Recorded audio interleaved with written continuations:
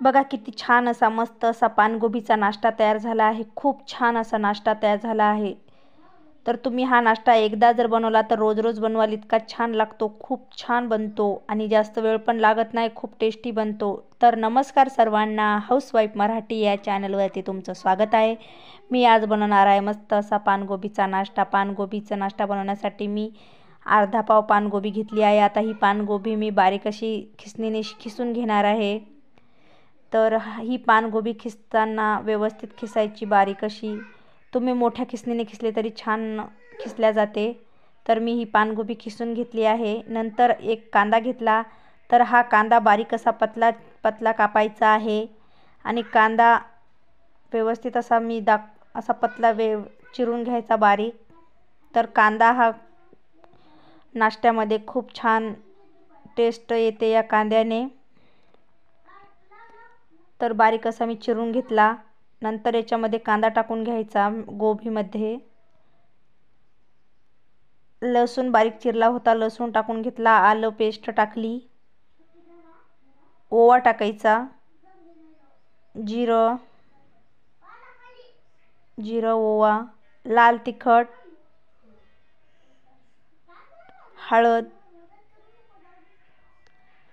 गरम मसाला, चवीपुरतं मीठ टाकायचं,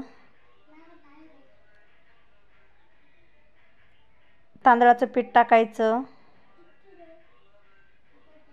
बेसन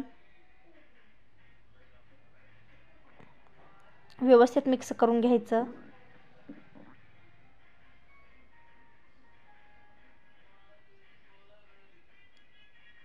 2 मिनिटं व्यवस्थित असं मिक्स करून घ्यायचं।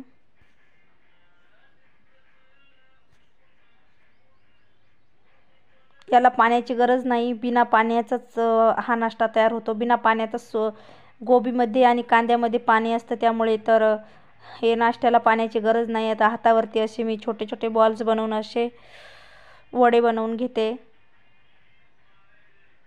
तर खूप असा कुरकुरीत नाश्ता बनून तयार होतो हा आणि खूप छान चवीला तर खूपच छान लागतो।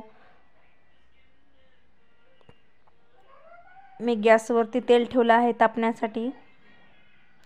तर बेसन आणि तांदळाचं पीठ टाकलं की खूप असे कुरकुरीत तयार होतात। तर तेल तापलेलं आहे, तेलामध्ये हे सर्व वडे मी सोडून घेतले आणि कुरकुरीत असे लाल रंग येईपर्यंत मस्त असे भाजून घ्यायचे। खूप छान लागतो हा नाश्ता। चॅनलला जर सबस्क्राईब केलं नसेल तर लगेच सबस्क्राईब करून घ्या। व्हिडिओ आवडला असेल तर लाईक करा, शेअर करा आणि तुमच्या मित्रमैत्रिणींना पण पाठवा। बघा मस्त असे गोबीचा नाश्ता तयार आहे। माझा व्हिडिओ पाहिल्याबद्दल धन्यवाद।